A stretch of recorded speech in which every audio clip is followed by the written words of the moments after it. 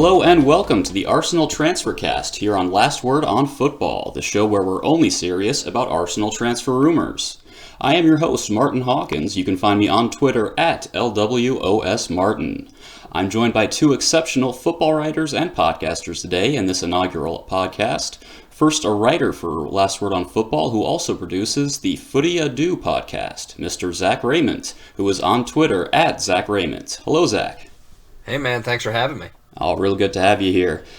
Finally, we are also joined by a longtime Gooner but short-time football writer, Mr. Chance Hare, who is on Twitter at ChanceHareLWOS. Hello, Chance.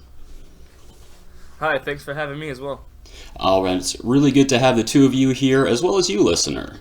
The show would normally commence with a roundup of all the juiciest rumors surrounding Arsenal, but since this is our first episode, we thought we would take a few minutes to introduce ourselves.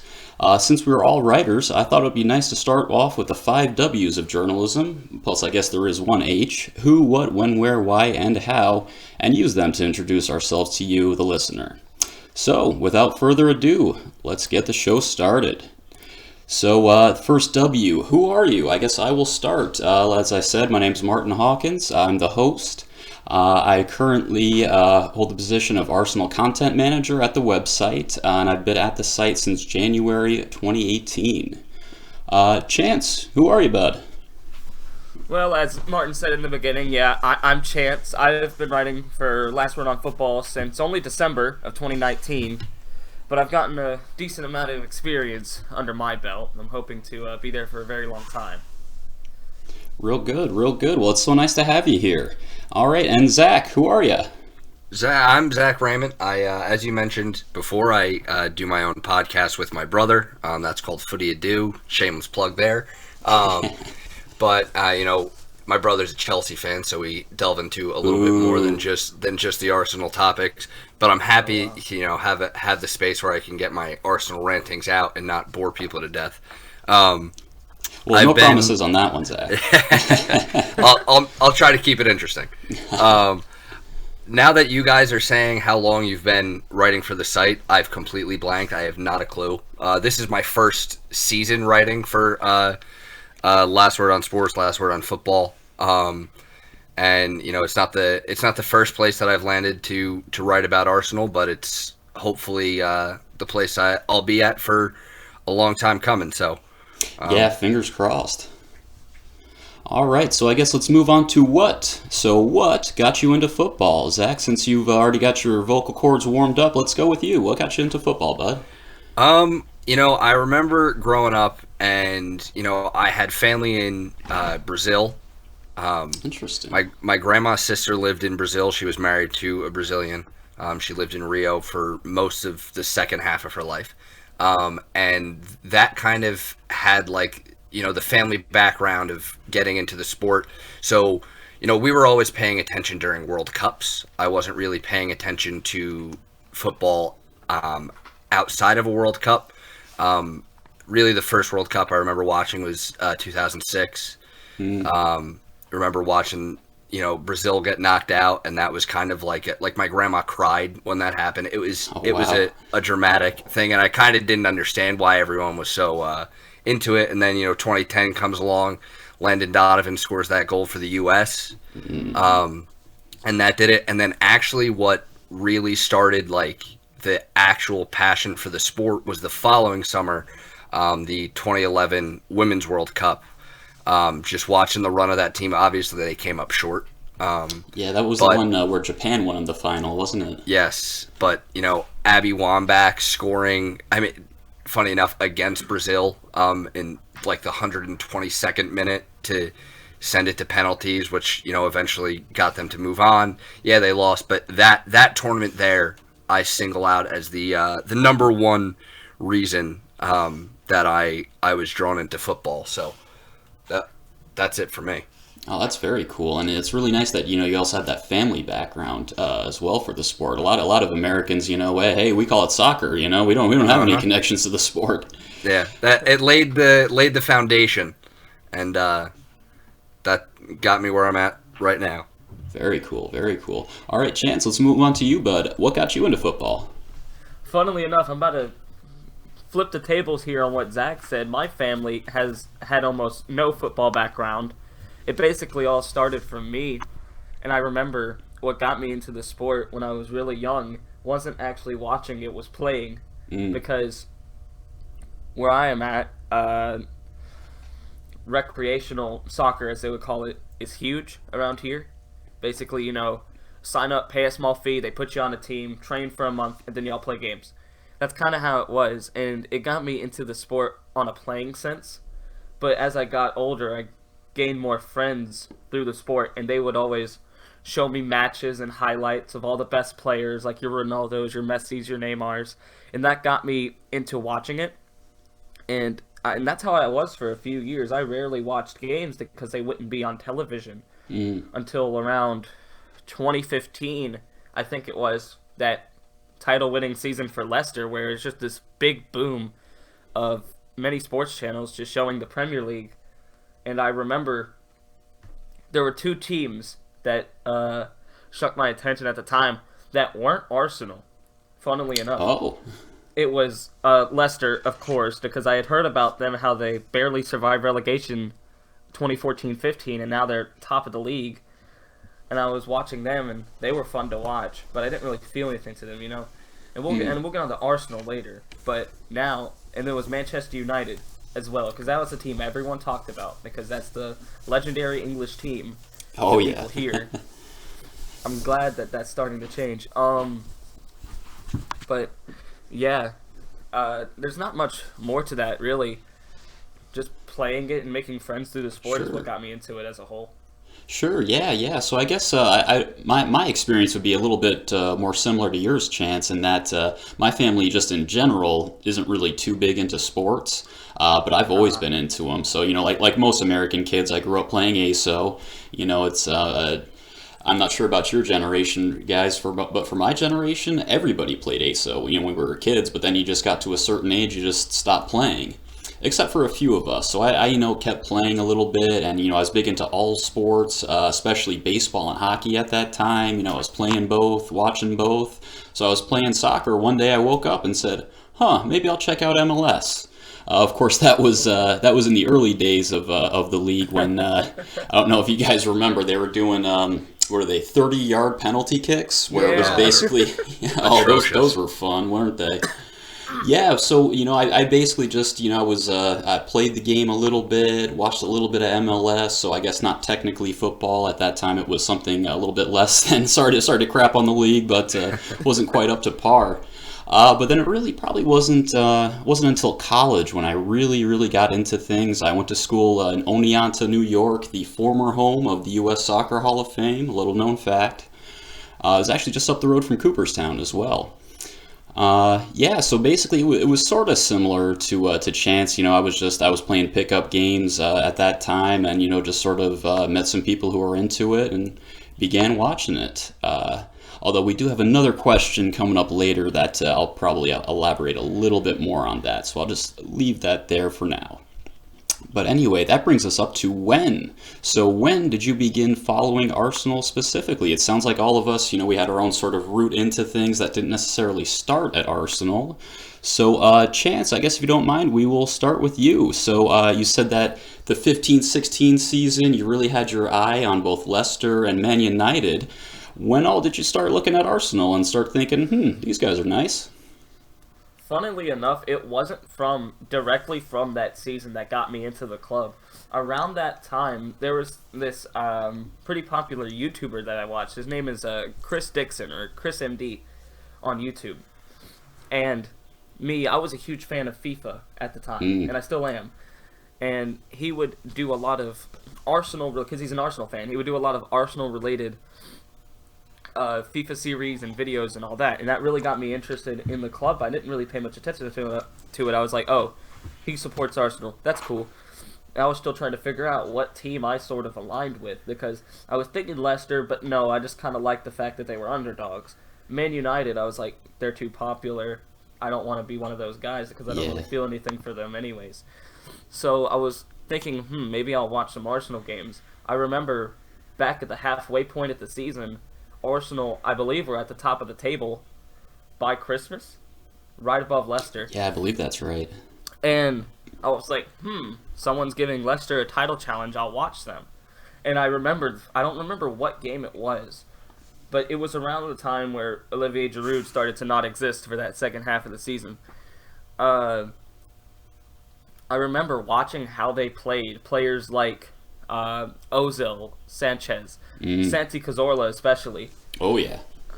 There was something different that clicked. I think it was, and it reminds me of, and you know the quote, I think it was Raul Sanheli who said it, when Arsenal comes knocking, it's a different knock than any other club, and that, before that quote was ever said, that hit when I was like 12 years old, so, not 12, 14, 13, and I was like, okay, I'll start watching them more, and as I did, I started getting to know more of the players. I gained a liking to Theo Walcott, who I already liked through FIFA because he was pure pace. He's a great FIFA player.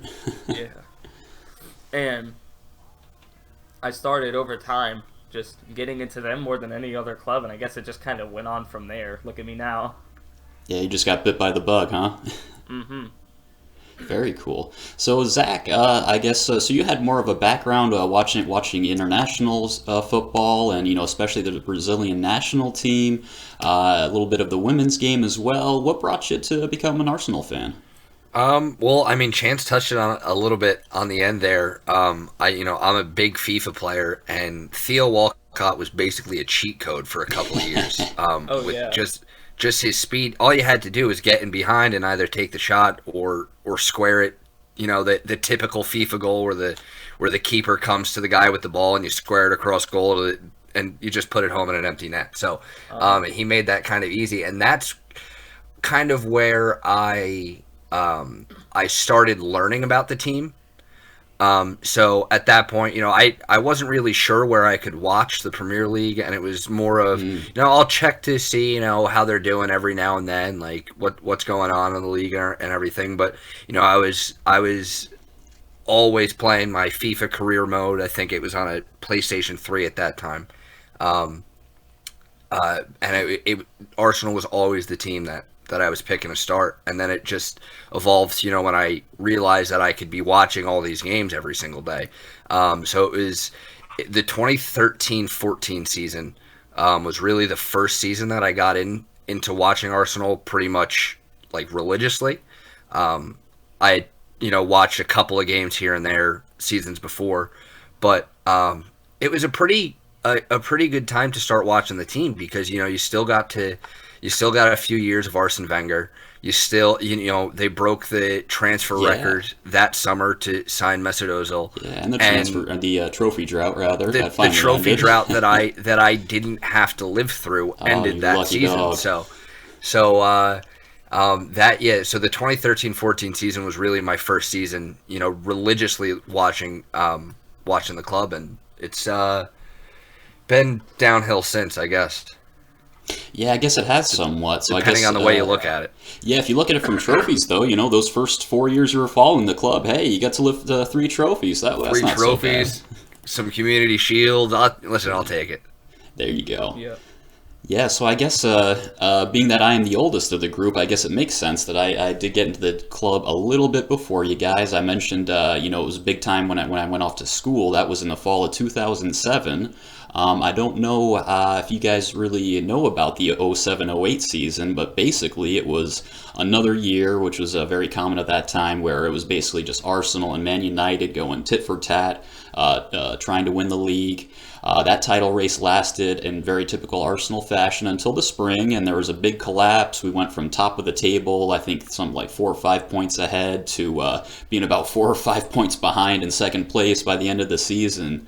But so it was basically just one day I was in the dorms in one of the common areas. These two guys were watching a game of, at that time I still called it soccer. So I walked up, said, "Hey, what are you guys watching?" They told me about it. They were both Gooners through and through. Excuse me. And I just sort of started watching games with them. I mean, obviously I was still playing intramurals, all that kind of stuff. no FIFA at that time, so I guess that makes me unusual for our little group here that I wasn't playing FIFA to get me into it. But yeah, and so that 07-08 team, I mean, we still had the likes of Cesc Fabregas was at the club, Tomasz Rosicky, Samir Nasri, all these wonderful technical players. We were basically junior Barcelona, where we had, this wonderful creative midfield, had a couple of really great strikers, so, it was just a joy to watch, and especially... so I had gone from watching the 30-yard penalty kicks to all of a sudden, prime Wenger ball. I just got bit by the bug and absolutely fell in love with them. So ever since then, I have gotten my heart broken year after year after year at them. Speaking of the trophy drought, that was, 7 years before it ended. Oh boy. All right, cool. So, all right, we're up to where? Where are you from and where do you live? I will go ahead and take this one first, but just, hey guys, just so you know, I mean, you got to be careful about your security online, so if you're not comfortable saying exactly where, don't worry about it. But yeah, so I am originally from the New York suburbs, grew up in Westchester County. I've bounced around a bit since then. I went to school upstate, lived in North Carolina a few years, lived in Pennsylvania a few years. Now I am living just outside of Ithaca, New York. So a big shout out to all Central New York Gooners out there who are listening. Zach, where are you from? Where do you live? I touched on this with you before we started recording. I'm in that area that people seem to think doesn't exist, and it only exists if you actually live here, and it's that Central Jersey area. And of course, if you're closer to the area, you kind of know. I'm sure you've heard, there's no Central Jersey, but that's where I'm at. I'm close, I guess. I hate saying the phrase, but I'm close to the Jersey Shore. It's nothing like it. It's it's nothing like the show. We don't even use the word shore here. If you're from here, that word is pretty much blasphemy. Oh, it's taboo, huh? Yeah. But that's where I'm at. I won't give you the exact town address. I'm not going to tell you which room is mine. But yes, Central Jersey. I'll give you. Somewhere in Central Jersey. Real good, real good. And Chance, how about you, buddy? Okay, so here's another turn of the tables. You two out here on the East Coast, me rather. I live in the Mid-South area of the United States. I'm from Memphis, Tennessee, where if you know a little bit about the area there, that's the home of Tim Howard's semi-pro team, Memphis 901. Oh, is that right? Where he is co-owner and sporting director. But for the past 7 years now, I've been living in Olive Branch, Mississippi. So a little bit more south than that. About 30 minutes away, nowhere near you two, hence the time difference. But yeah, that's where I've been for the past almost decade now, and I'll be honest, I love the place, but the only thing that I'm not a big fan of is there's not many football fans around here, which is unfortunate. Many players, but not fans that watch, so it's hard to strike conversation when you're not very good at playing. Yeah, that's sort of the funny thing about being a fan from the United States. It seems like, everybody kind of, we all grew up, like we were saying, playing ASO. Everyone, likes soccer and likes football in general, but none of us know anything about it. It's kind of funny.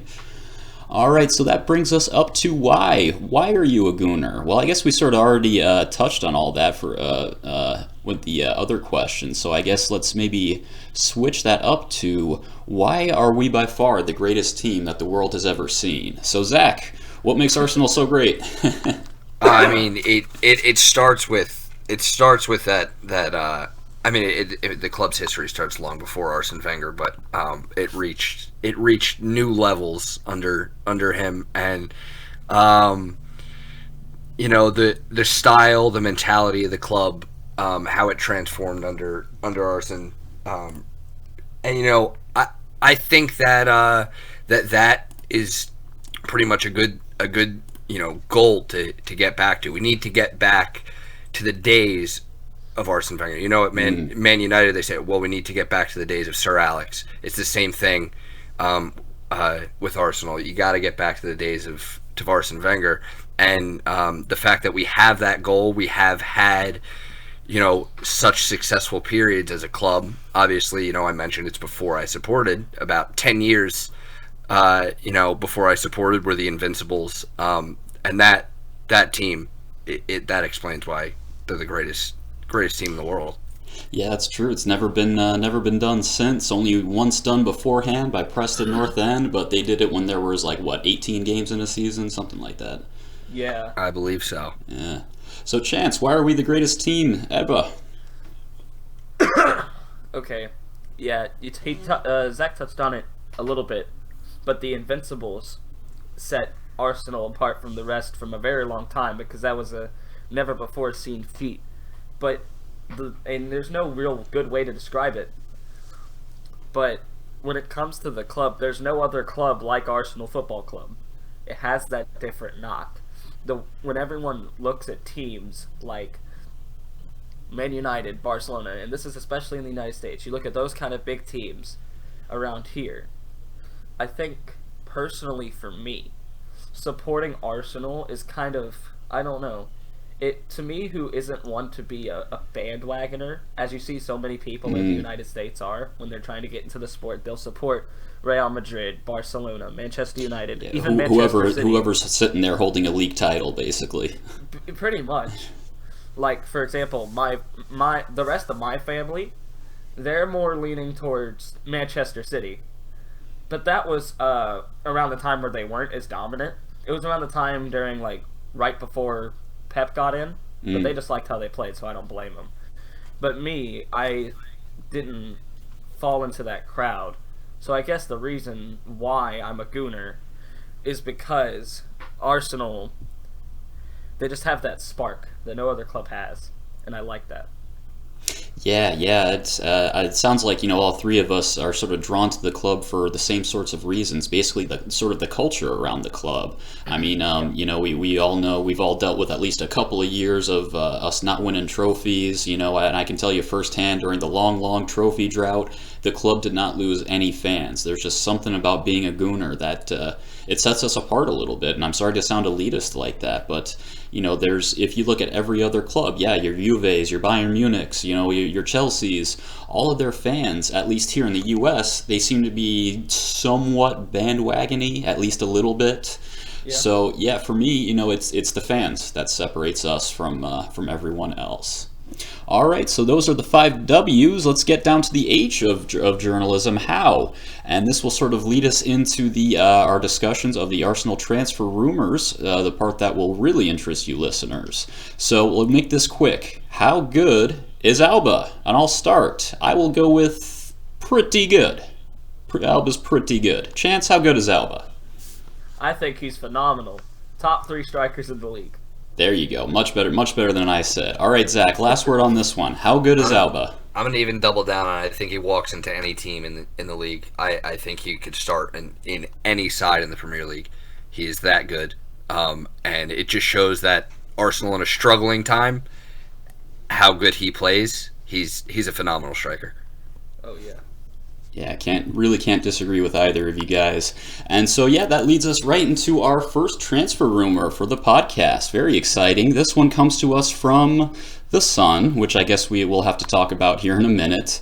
But it's also, speaking of Pierre-Emerick Aubameyang, the rumor is that Man United are ready to make an approach for the striker, who is, his contract is running down. It's going to expire on July the 1st of 2021.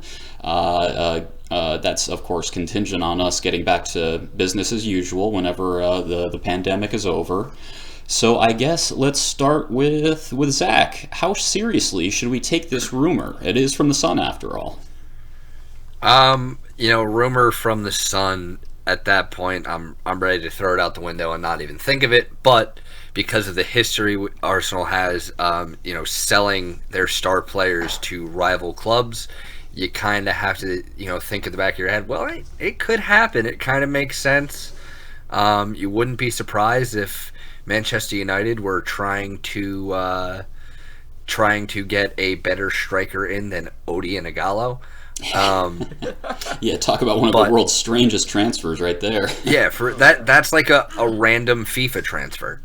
Very good point. Speaking of FIFA. Yeah, but I don't trust the Sun, but my pessimism has me thinking that it could absolutely happen.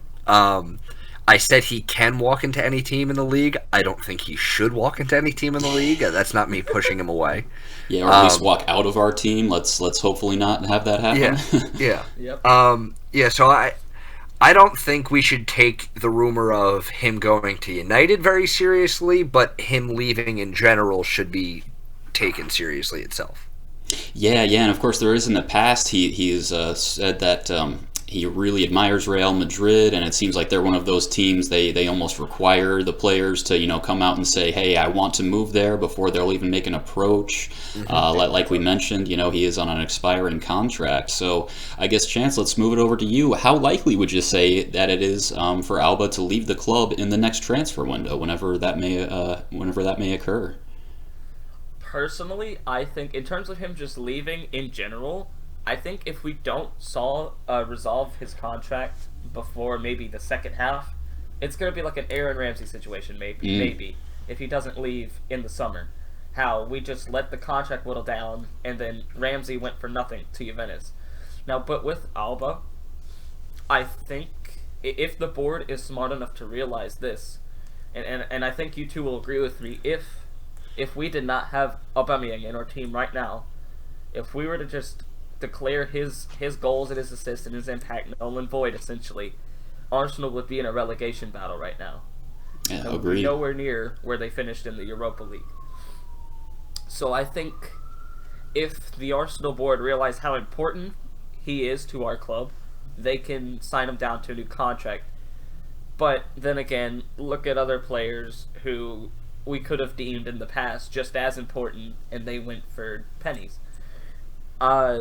Looking at him going to Manchester United, that is silly. I think people just got a bit of a Van Persie flashback. Good point. And they just slapped his name on there. I think Aubameyang would not. I think he could.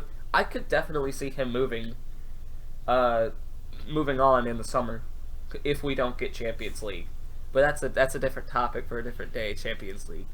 Him going to Manchester United, I don't think he would do that. I don't think he would want to.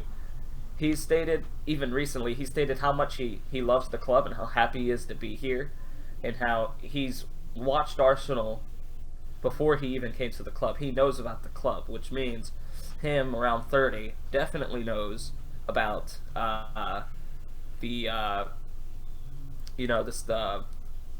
drawing a blank, the status of the club and its rivals. I don't think Aubameyang would move to one of Arsenal's biggest rivals. Yeah, and I guess there's sort of another question. As we keep singing his praises, forget just the Premier League. Aubameyang could walk into just about any team across Europe, across the world. So with that in mind, if the player does wish to leave Arsenal, would they want to go to Man United? As I recall, it's been a few weeks since I even looked at the table. They were about in 5th place. That's about where they've been since Fergie left. They have made a couple of Champions Leagues, although one of them they had to use the back door of the Europa League. Just as much as Arsenal, as we've had a fall from grace over, since the heydays of Wenger, not so much since Wenger left the club. United have also been in decline. So, Zach, I guess let's move to you. Should Alba or would Alba want to move to Man United? Should he? I would hope the answer is no. But yeah, hopefully his agent's smart enough to get in his ear and say, "Go anywhere else." but looking at it, from the Van Persie standpoint, even from the Alexis Sanchez standpoint, that's what I have in the back of my mind. If they have Champions League football next season, and a lot of things right now are a big if, obviously, but with the pandemic going on, but if Manchester United have Champions League, and Pierre-Emerick Aubameyang, he's going to be, 31 at the start, or maybe right after the start of next season if it were to start on time. He's not getting any younger. He since he joined Arsenal, the first season when he joined in January, he couldn't play in the Europa League because he was cup tied, and then 2 seasons in the Europa League, and it clearly doesn't look like it's getting better quick enough for him. I think things look better under Arteta, but the club isn't moving fast enough for a player of his age to say, I want to be part of this project. So should he want to move to Manchester United? If he wants to play in the Champions League from strictly from that standpoint, yeah, but thinking about the club, thinking about the status of the club and the rivalry, I hope that would deter him. Yeah. Even if United do make the Champions League for next season, they're not going to be amongst the favorites. Not even close. No. Yeah. All right. So I guess just wrapping up on Aubameyang, Chance, let's move back to you. If and when, 'cause obviously every player is going to leave the club at some point, even if it's through retirement, even if he does stay another few years. But if and when Aubameyang does leave, how can we replace him? We keep talking about Van Persie and Alexis Sanchez and how when a player of that caliber, and I'd say that we have to put Aubameyang in that same sort of stratosphere as both Alexis and Van Persie while they were at Arsenal. After they left, they of course both declined. But yeah, Alba is in a different stratosphere compared to the rest of the team. How can we replace him, or can we even replace him, Chance? I think we already have his replacement lined up in the form of 2 players. In terms of Alba's wing play, him on the wing, I think we have a good player in Martinelli. I think that if Alba leaves it anytime soon, I think it would be the perfect time for this 18-year-old kid to step up in his place. Considering he can play up top and on the wings just like Alba, and he's already so talented at his age. Another player, I guess I can add another player to this as well as the one I'm about to say, but Bukayo Saka. We've seen him play at left back a lot, but he is naturally a winger. So if we were to keep the likes of Lacazette for a few more seasons, since he is younger than Alba, we could see the likes of Saka take the reins on that left side, supporting Lacazette. Eddie Nketiah could be one for more striker-type dealings, considering he does not, from what I know, he does not play on the wing. No, we haven't seen him there, at least. Who knows how he would perform there, but he is a talented finisher. You saw that from his limited time at Leeds. He didn't get much playing time, but he did impress in the Championship under Bielsa. Just a shame he didn't get enough play time. But you did see when he got recalled in January, he did pop up with a goal or two, which at his age, I think that shows something considering the competition he has to face. So if we were to have our star striker leave, I think we wouldn't even have to dip into the transfer market to find a replacement. Gotcha. Yeah, all really good points. Even you mentioned Saka, even though he's been his starting position's been left back. If you look at the heat map, he's been playing just about as an out-and-out striker. Martinelli, you said he's been much more effective than some of the senior, more established players at the ripe young age of 18. And Nketiah, even when he hasn't scored, if he hasn't been scoring the past few months, he's looked good. He's come close many times. You can look with his positioning. He seems to have a very good understanding of what Arteta expects from him. It seems like although it's the sort of a similar thing to Van Persie. We couldn't just go out and buy a 30-goal-a-season striker, so we had to look to strengthen elsewhere, and we brought in, Giroud and Podolski and a few other players. What was the other striker we brought in? Park Chu-yi, something like that was his name? Park Chu-young. Park Chu-young, there we go. That one worked out well. Oh, terrifically well. So let's just wrap up on Alba. Zach, I'd just like to go ahead and give you the last word. If Alba does leave, can we replace him? I agree in the fact that Martinelli and Eddie Nketiah will definitely get an enhanced role. I disagree in the fact that we wouldn't have to dip into the transfer market. If we keep Aubameyang, we have to dip into the transfer market because we're just not getting enough out of the players that we have right now, and that's why Arsenal sit so low on the table. And I know that it's not, just an attack, but I don't think there's an area that we can't really improve in. I think maybe, the only player that you're not looking to replace in this team, or at least bring in someone who's going to challenge them, would be Bernd Leno in goal because he's been fantastic. That's true. And I don't know that Arsenal have either the means monetarily or in saying, right now we don't know if they're even going to qualify for the Europa League next season. So that is going to take money away from that's going to take money away from the, available funds we have. So I don't think that he's a player that can just out and out be replaced. And I also see Bukayo Saka as more of a rotational option on the wing, but I do think that his best chance to be in the Arsenal team for a long time to come is going to be at left back, because I think that in the way that Mikel Arteta sets up his system, I think that Saka plays that position so well, and he fits that position, and he's been one of the best players that we've had this season, and it's been as a majority coming from that left back position. So, but to give you a set answer, can we replace Pierre-Emerick Aubameyang? The answer for me is no.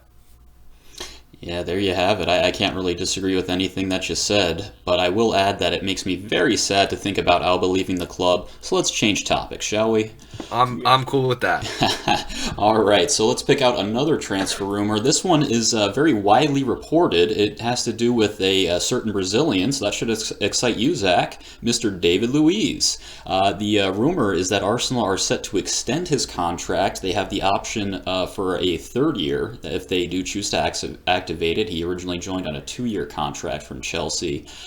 We've seen he's been basically an ever-present in the back line under Emery, Youngberg, as well as now under Arteta, and much like the rest of the squad, he looks rejuvenated over the past few months. So with all that in mind, Chance, let's get back to you. Would extending David Luiz for a third season, would that be a good idea, or would it be a bad idea? Perhaps it'd be a neutral idea. What are your thoughts? I think the reason why we brought him in the first place was a quick fire attempt at a solution at our defense for this season and perhaps the next. I think for 2 years, I think that is the perfect amount of time for him to stay, because he is 32, I think, right now. Mm-hmm. And if we were to extend his contract, if he were to stay for the duration of that contract, we would have a 34-year-old. Who knows how good he'd be at that age? Take into consideration the defenders that we do have at the club, such as Pablo Mari, Socrates, who I think is a little bit younger, Rob Holding. Yeah. We have plenty of younger players as well who haven't made an impact in the first team yet, but they're so young they definitely could, like Daniel Ballard, Harrison Clark. They're a bunch of youngsters at the club who've been playing underage and impressing. And considering we've been linked with other center backs in the past and now, who we are yet again highly touted to sign, knowing us, we probably won't. But extending the contract of a 32-year-old who's only to get older and with age, more than likely worse, no matter how good he might be right now, I don't think it would be a good idea to extend David Luiz's contract. Yeah. So, Zach, Chance mentioned that, we don't want David Luiz to stand in the way of the development of other defenders. For example, he mentioned Rob Holding, who was sort of struggling to come back from that injury. Callum Chambers is, obviously out injured, but he's his age profile fits a little bit better for how we want this club to look. Obviously, we've got William Saliba coming in for next season. Yeah. So I'd like your thoughts on it. Should we go ahead and extend David Luiz? I think that if they decide to extend him, the decision is premature if they were to do it right now.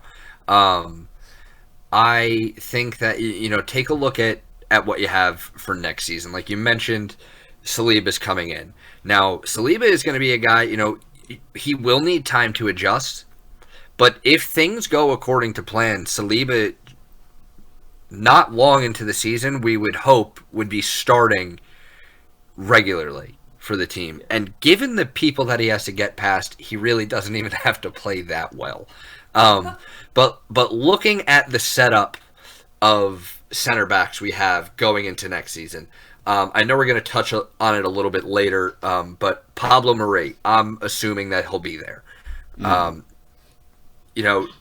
Callum Chambers, his injury is going to keep him out for longer than that. It's usually like a 9 to 12 month injury, and we've seen it how with quickly he can recover. Yeah. We've seen it with Rob Holding, where he might pick up another injury that it's not re-aggravating it, but it is because he might be compensating for the one injury that he hurt something else. So I don't think we can really trust Callum Chambers to be back for the majority of next season.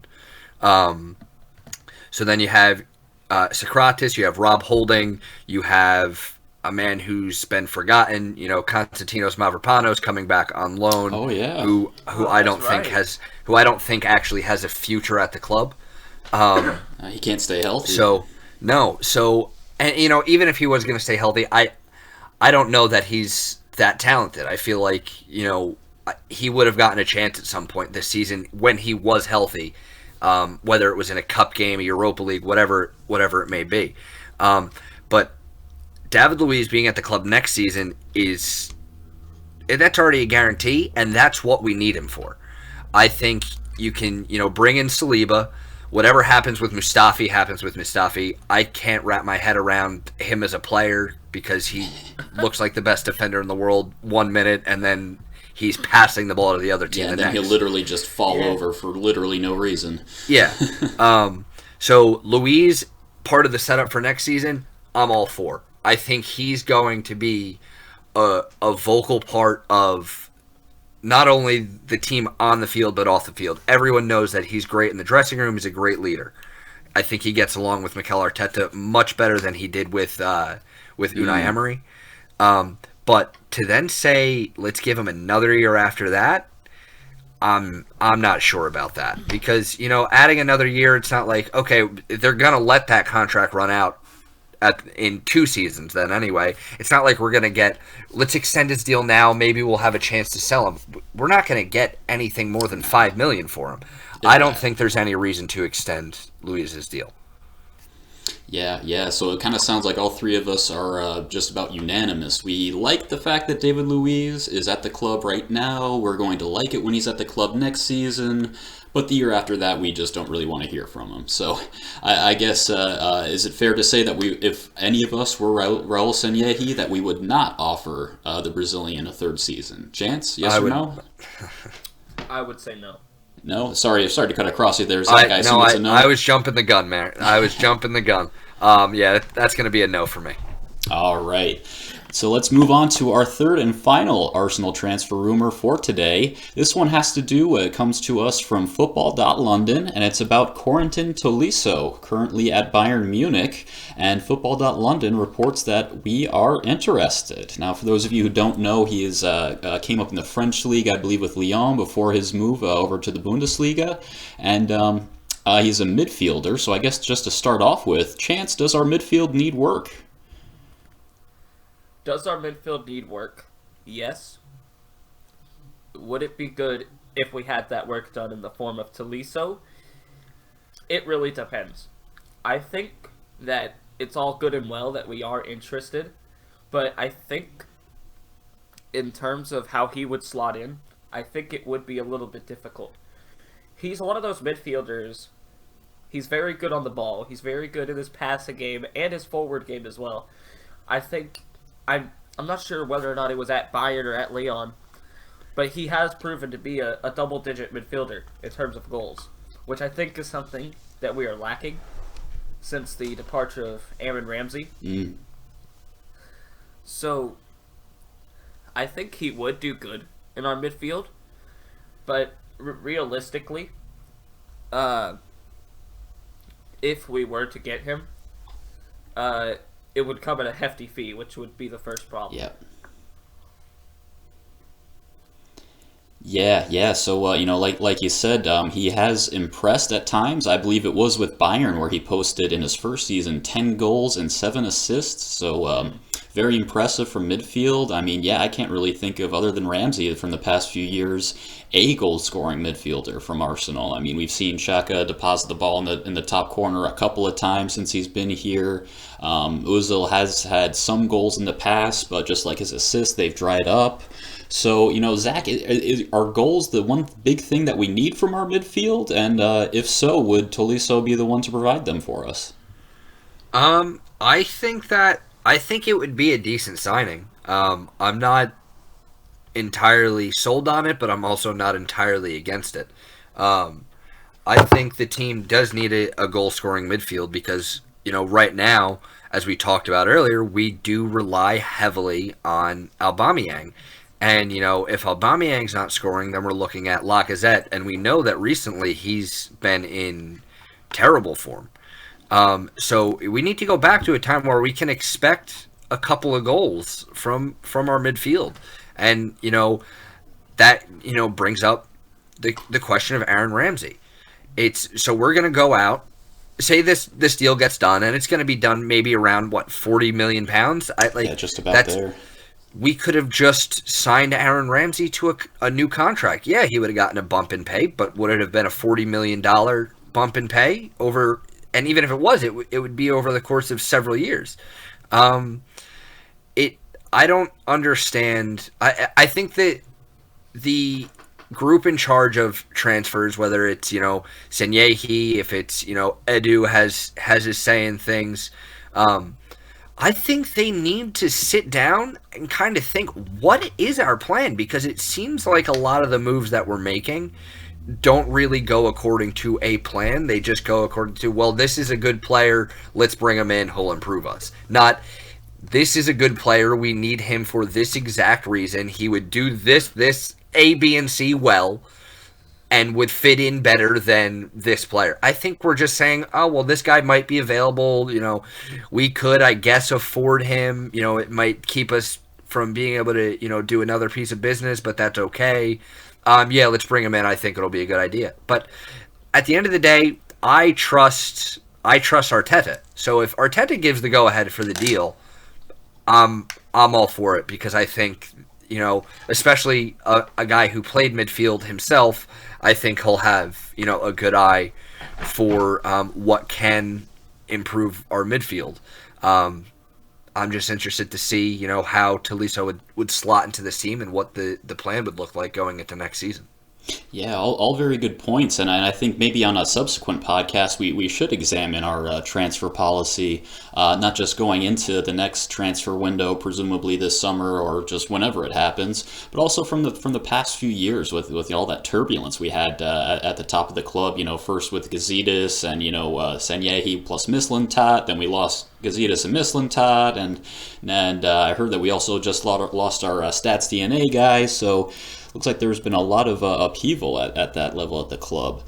But anyway, we are running low on time for part one. So, Chance, I just want to give you the last word on Corentin Tolisso. Are there maybe some more cost-effective options we should look at for a goal-scoring midfielder? Because as Zach said, it's going to be something like 35 to 40 million pounds, and we can't really bank on having certainly not Champions League football next season. But right now, it looks like we might not even have Europa League football. So, is there maybe another name out there that we should look at, or just in general, do you think we should be looking at slightly cheaper options?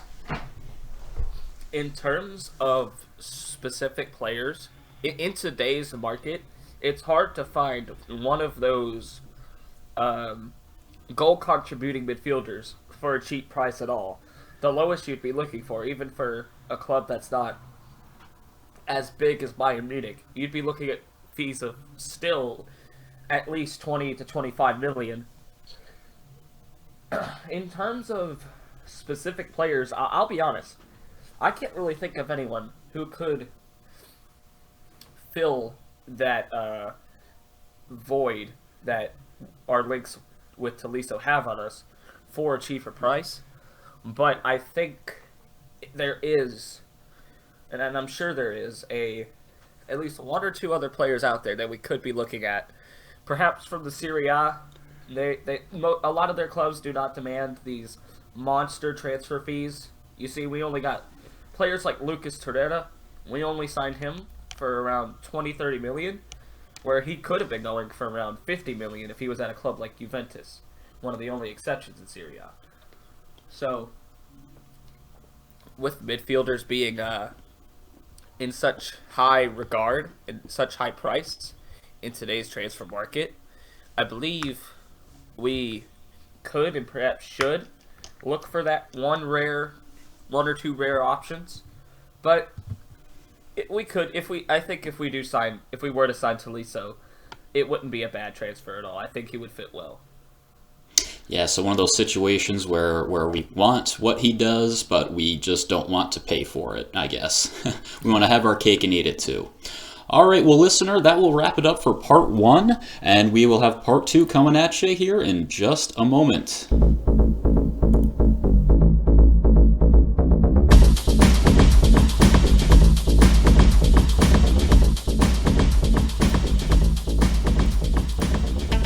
Hello and welcome back to the Arsenal Transfercast right here on Last Word on Football. This is part 2 where we play the Transfercast game.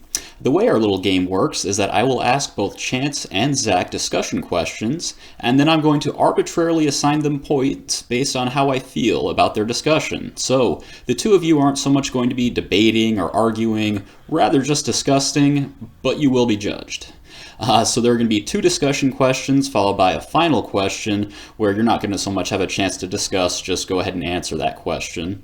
And at the end of this game, whoever has the most points will win a grand prize. Zach, are you ready? I'm ready. Chance, are you ready? I am. Okay, so discussion question 1 is going to revolve around loan players. So which of the players that we have on loan right now, Ceballos, Marie, and Suarez, should we buy? So I guess, Chance, we'll do alphabetically. We'll go with you. Which of those 3, or perhaps all 3 of them, which should we buy? Sorry about that.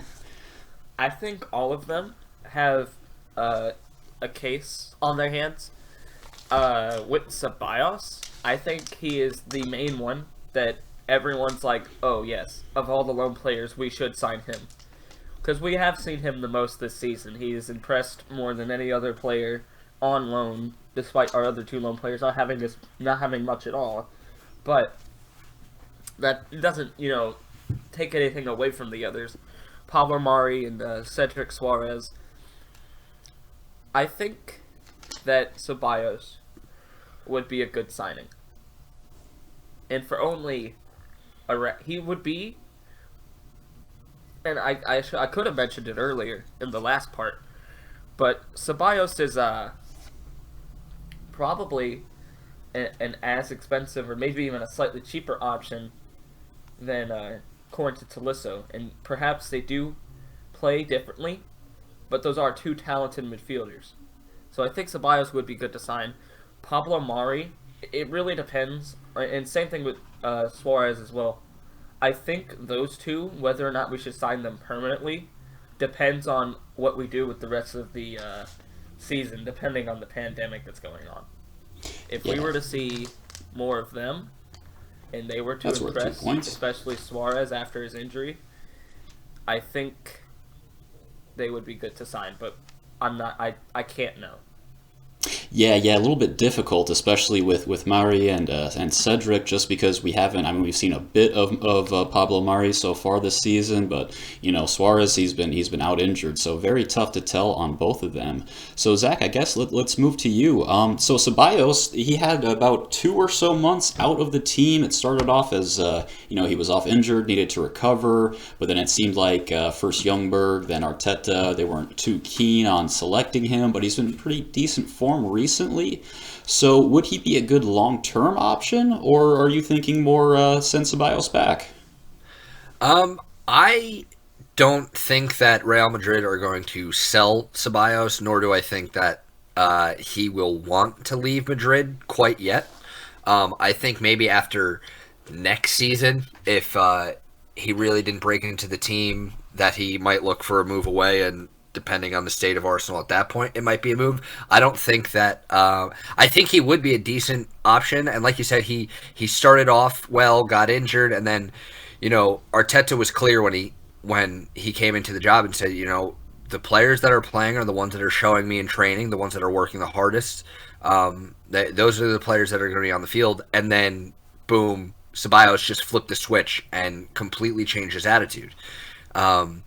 And we have seen a good string of games from him. So I'd like to see him in the team, but also going back, as Chance did, if we bring in Tolisso, then it kind of, our midfield seems kind of crowded unless we're parting ways with some of the players that we have, which are up in the air. So as far as Pablo Mari goes, I think, I mentioned a little bit earlier, I think that deal is pretty much as good as done.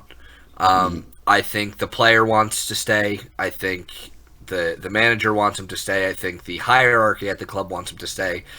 I believe that the club that we have him from, he was from Flamengo, right? I believe so, yeah.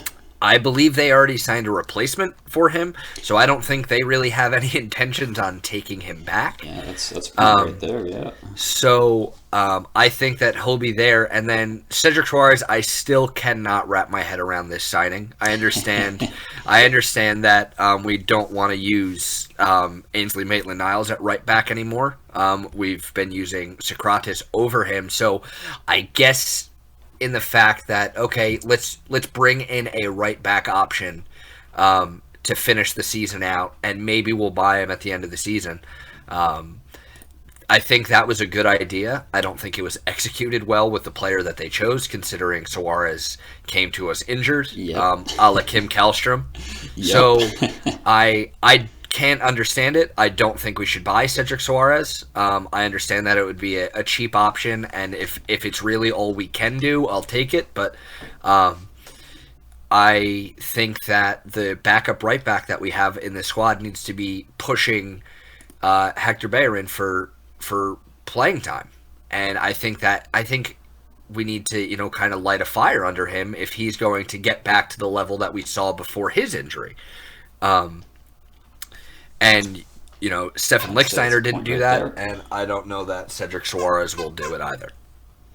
Yeah, all very good points there. I mean, I was actually thinking when you started mentioning Suarez, there's a touch of the Shellstroms to him, isn't there? A little bit of a touch of Dennis Suarez, perhaps, as well.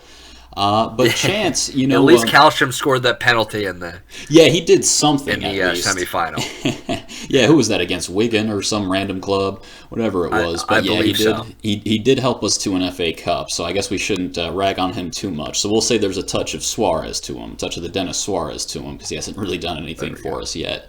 But especially when it comes to, I think you hit the nail on the head when it comes to Pablo Mari. I mean, we keep hearing something in the region of about 15 million for him, and he's not going to be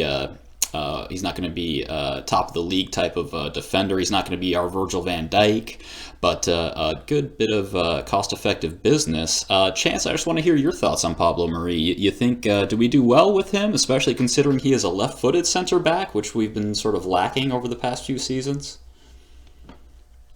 He is a pretty good option for what we could get. I was very happy when we did sign him on loan, because I think that was a smart move, paying that small of a loan fee, only about $5 million, to bring him after just playing in the Club World Cup final.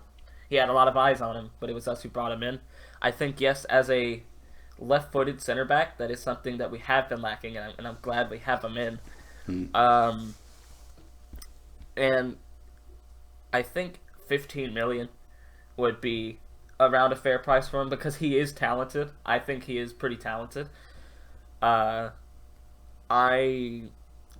personally think that, considering our incoming financial troubles due to lack of European money, we'll I think it's not we'll have no choice to sign him, but I think we will make a good choice in signing him, and I think we should. Yeah, I think that's worth a point right there. He has only played 2 games, but those 2 games he played, he has kept clean sheets in both, against Portsmouth and West Ham.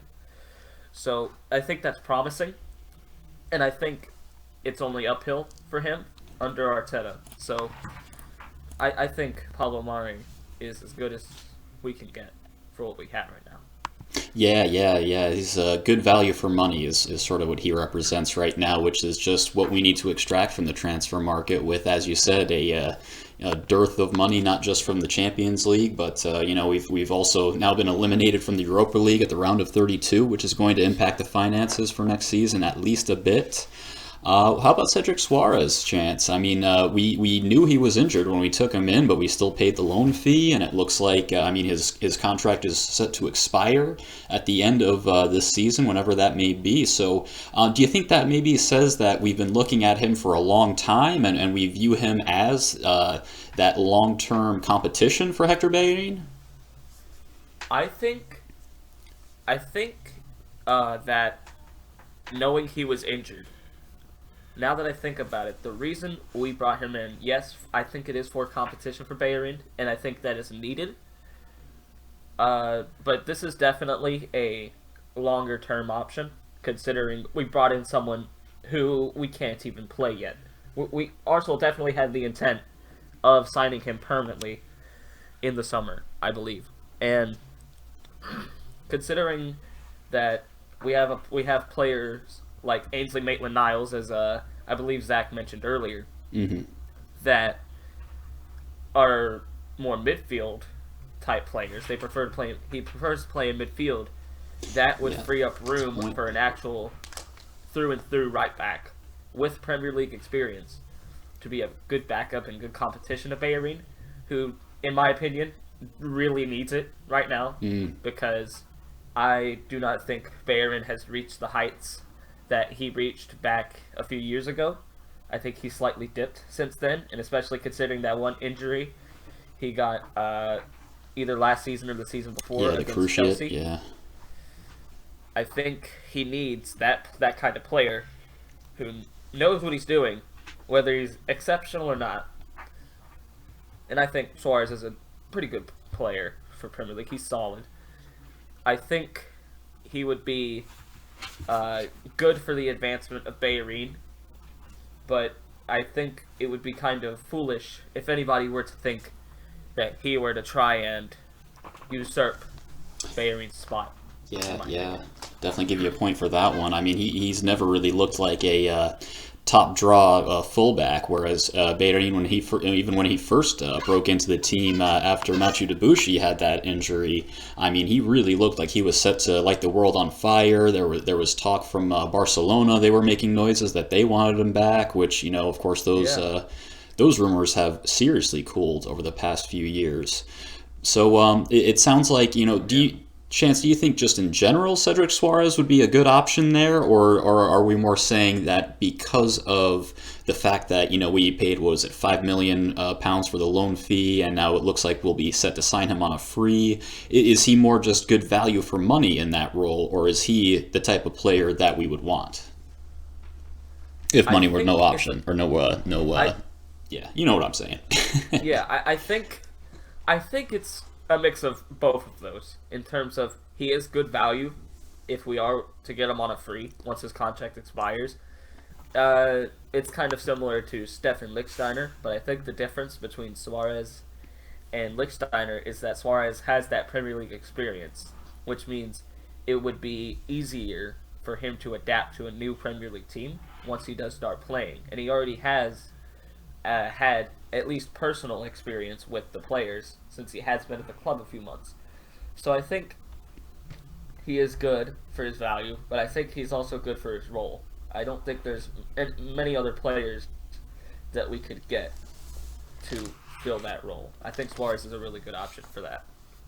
Okay, yeah, definitely give you a point on that one. Although, I mean, I think there's only so much we can compare him to Stefan Lichtsteiner. Obviously, Lichtsteiner was at the tail end of his career. He was, 33, 34? I mean, you looked at him play, and it looked like after about 55 minutes or so, he was ready to collapse, sort of like Lucas Torreira, except worse. Torreira, after about 75 minutes, it looks like he needs a nap. But, Lichtsteiner he couldn't even quite do that.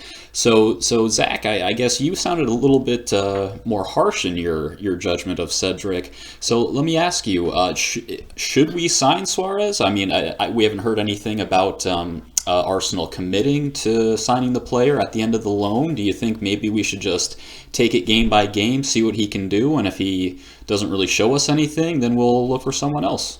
I think that's the smart way to do it. You have to see what the player is going to offer you. Yes, we've seen him play, but for whatever reason, when certain players get to certain clubs, sometimes it doesn't work out, and we just don't know right now. So I think it was a little bit ridiculous for them to sign a player that we weren't going to see that much of. And obviously, they could not take into account what has happened and the fact that we still haven't seen him play, because he probably would be back at least training, in full training with his teammates at this point, getting ready to, rehab his injury. But if cost is what we're going for, I can't argue with signing him. You can't beat free, can you? You cannot beat free. If it's faux free, it's faux me. So, I'll give you a point for that one. You can't beat it, you can't beat it in that aspect. All I'm looking for is points. So I'll throw out a couple more phrases. Excellent. No, excellent. But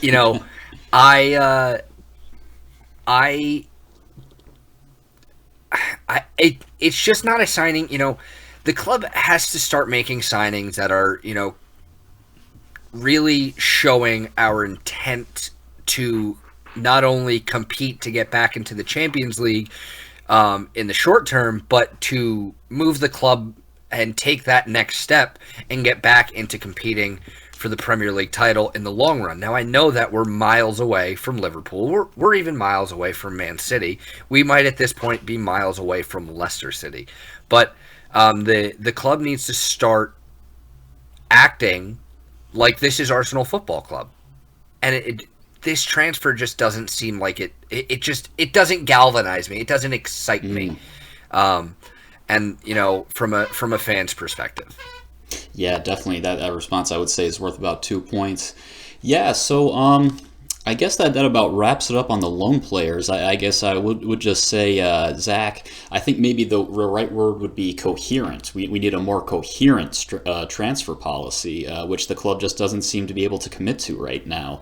But I couldn't agree more. Yeah, there you go. But again, I think that's just about enough on the loan players. We do have another discussion question to get to, and this one isn't so much about Arsenal transfers, but I did want to bring this one up just because of, obviously, in light of what's been going on the past few weeks with the season being suspended, and now there's talk of... obviously, the Euros got pushed back a year. Now there's talk of we might have to abandon this season. So, Chance, let's come back to you. The discussion question is, will the Premier League season get finished at some point, or do you think it's just going to be abandoned? I think, due to the amount of revenue that can be generated from the Premier League and its streaming games on television, I do not think that... Or I think that the English FA and all the associated groups, I think they will try their hardest to get the Premier League season finished. Obviously, it's a matter of we don't know, but in my personal opinion, I think it will get finished. Yeah. Yeah, definitely give you a couple points there, because, I guess we do need to talk about the almighty dollar, or I guess more accurately, the almighty pound. There's just so much money wrapped up in not just football in general, but Premier League football in general. It's the world's richest league right now. Zach, do you think that money is going to win out, and there will be football? We will finish this season, even if it's behind closed doors and suspended for months and months? Come on, man. Money always wins out, doesn't it? It's a capitalist society. Money's going to win out. The season's going to get finished. As far as the Premier League goes, it will get finished. I do think it will be behind closed doors. I know that right now the rumor is that the tentative plan is to start the season back up in June, which is much later. That's already skipping the month of May that they've publicly aimed for. And they also the rumor is also pointing to the fact that they would like to start the season next season in August as well, which would give the players this is basically the players off season right now that we're dealing with, and they're in isolation, not enjoying themselves. So I'm not sure I would take to that too well if I was a player, but I think the season does get finished. I think it looks a lot different than a regular Premier League season, and what we do with other matches that are out of the league what remains to be seen, but I think the season ends up being finished in some sort of weird way. I see. So just sticking with you, Zach, and sticking you just mentioned matches outside of the league. I mean, I'm sure the Champions League, at the very least, they're going to finish that, because it's obviously the most illustrious, the most desirable competition in the world. But would, for example, the Europa League and the FA Cup, do you think that those competitions are going to be finished? I think that European football gets finished. However, I don't know that. I think that if the clubs sit down with UEFA, the FA sits down and say, hey, we can figure out a schedule to finish European football, but we have to cut out the rest of the FA Cup. It doesn't seem fair to the teams that have gotten this far, but I'm pretty much okay with that option, considering it's just we have to come up with new ideas for a new circumstance that we're dealing with, and that just seems like that would be it.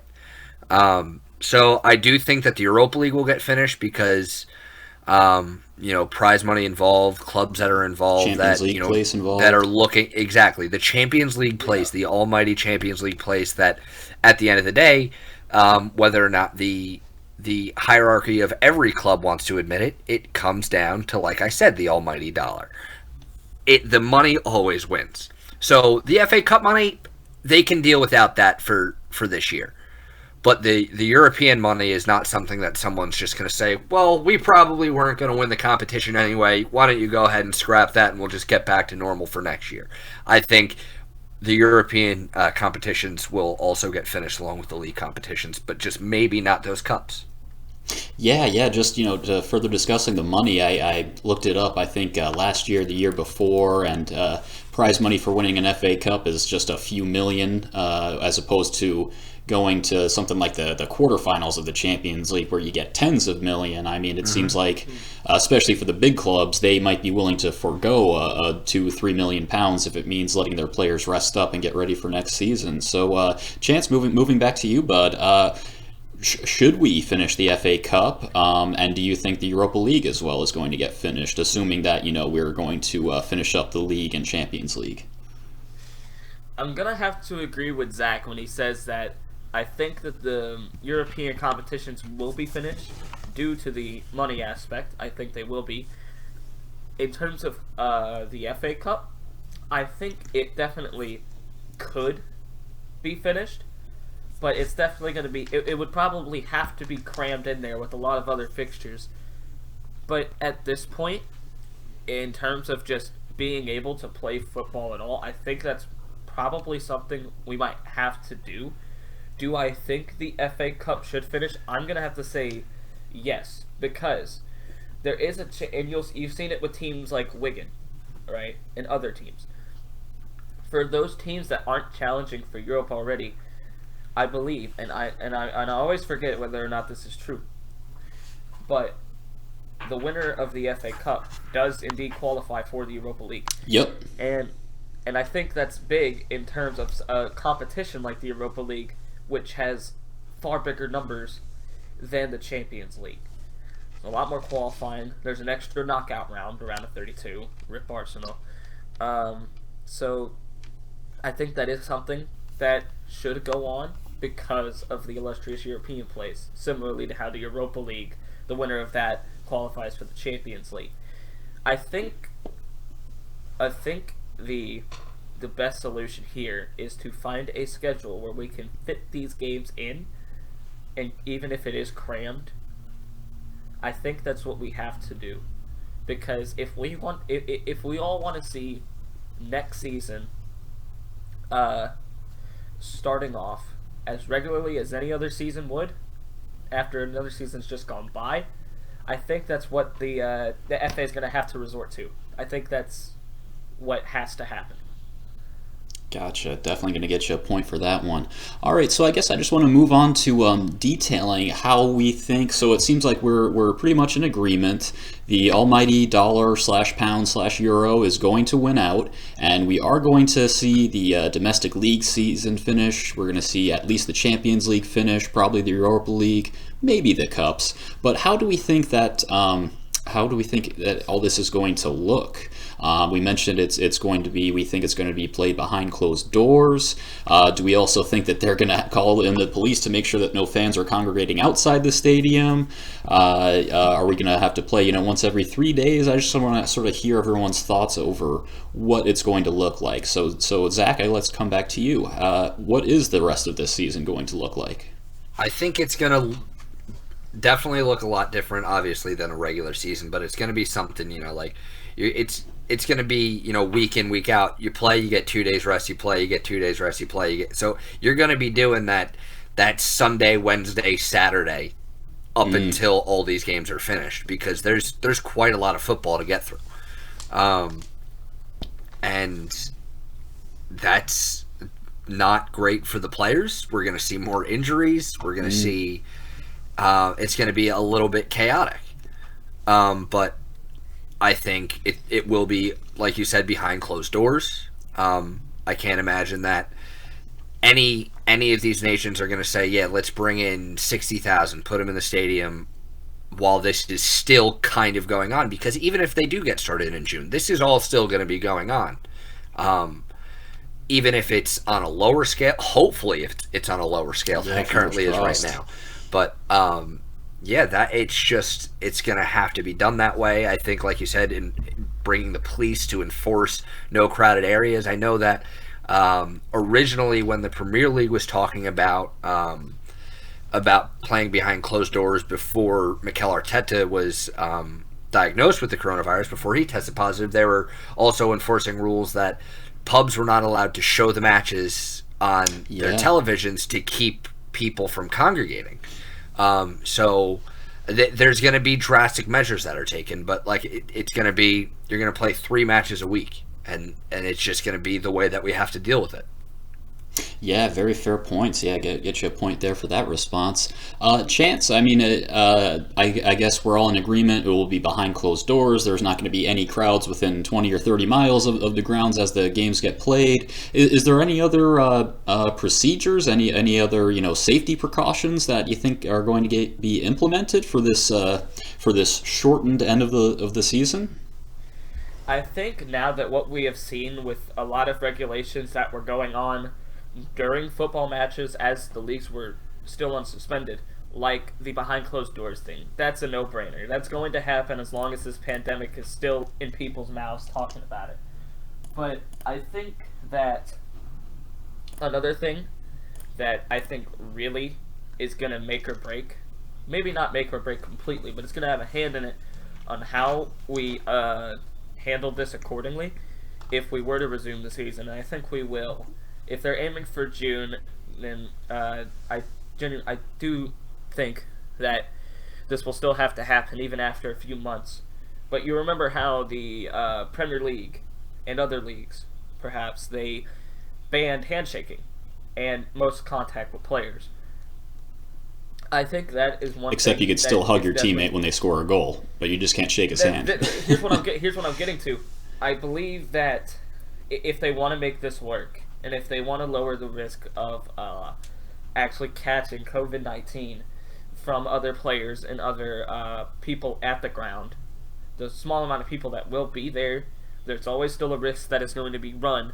But to find the best of both worlds, I think they're going to really cut down on a lot of the physical aspects outside of play.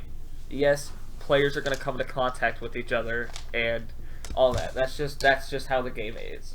But there are precautionary measures that I think that if we were to resume games, these leagues would put in. Such as, like you said, they can still hug players after they score. They can still, topple all over each other. But I think they would probably ban something like that for the rest of this season, because any contact at this point is risky contact. So that I would think they would minimize that as much as possible. There's not much more that I could say that Zach hasn't already gone over. I do think that they will definitely keep the... I think many places at that point, if it has whittled down, many places might be slightly more open to, for example, the pubs thing. The pubs not showing matches on televisions so people don't congregate. I think if there's football going on after all this and after all the suspensions, I think that they might actually start showing games on these televisions again at these pubs. But I think in terms of the fan viewing, I think they will cap the amount of people to a safer amount. Currently it's around, at least here in the United States, you see that people are saying, oh, don't go into a crowd of more than 10 people and keep your social distancing. I think if it gets better from here, due to the more people that are isolating and being quarantined, I think if people were to keep basic hygiene, I think if people were to at least distance a little bit, I think that for the fan viewing, they could open something like that up very minimally in terms of the actual quantity of people. But otherwise, there's not much else that I can go over that hasn't already been gone over by you and Zach. Yeah, it's just a tough situation. It's tough to know what to do, especially because it's evolving by the day. You know, it seems like every other day I get a message from work saying, "Oh, we're going to institute this change and that change and another change all of a sudden." So kind of tough to detail exactly how it'll look like. But I think we've done a decent chance. That was not a pun, by the way, Chance. But we are about at the half-hour mark, so I think this is as good a time as any to move on to our final question. And just to let you guys know, Zach, you are in the lead with 11 points. Chance, you are in second place with 10 points. So you're both very much in the running. Yeah, no pressure whatsoever. And you're both very much in the running for this week's grand prize. But we need to answer the final question before we give out that prize. And remember, there's not going to be a general discussion on this one. I'm just going to ask you both a question very directly, and I'd like you to both answer me very directly. So I think, Chance, you had the first word for the discussion questions. So, Zach, you're going to get the first word on the final question. Are you ready, sir? I think I'm as ready as I'll ever be. Okay. Describe Mikel Arteta's perfect hair in 3 words. Silky, suave, and unattainable. Ooh, that's worth 5 points right there. Well done, Zach. All right, Chance, are you ready, sir? Okay, describe Mikel Arteta's perfect hair in 3 words. Wow. Okay. Was that one of the words? Words, huh? That is not. Those were not one of the words. Okay. That was just me thinking about Mikel Arteta's hair. Yeah, oh, that's very understandable. I'm gonna have to say, envious, luscious. It is both of those. We got one word left. Inspiring. I like it. I really like it. And you know what? I'm also going to give you 5 points, but Chance, I'm very sorry. You are already down by 1 moving into the final round, so that means this week's lucky winner is Mr. Zach Raymond. Congratulations, Zach. Thank you very much. This is all I've ever dreamed of. Yeah. Would you like to hear what your prize is? I would love it. This week's prize is a lock of Mikel Arteta's perfect hair. Great job. Look at me go. I said it was unattainable, and I've already got it. And you've already attained it. Mere seconds later. Yes, but there is a catch. Before we send out that lock of hair to you, unfortunately, it's going to have to sit in quarantine for 2 weeks, so you're going to have to wait, Zach. That seems like the safest decision that you could have made. And when I do get it, I'll probably keep it in quarantine for another week just to make sure that I'm good. Yeah, maybe encase it behind some glass or something. Plus, that way, I'm not going to sneak into your house and steal it, because I will try and do that. That would be a good display.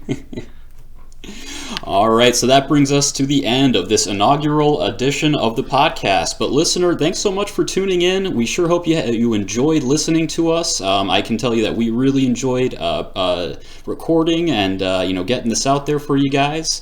Once again, this has been the Arsenal Transfercast from Last Word on Football. My name is Martin Hawkins. You can find me on Twitter at LWSMartin. You can find Zach Raymond on Twitter at Zach Raymond. Thanks for coming on, Zach. Thanks for having me. Finally, you can find Chance Hair on Twitter at Chance Hair LWOS. Thanks, Chance. Thank you. All right, we'll see you next time, listener.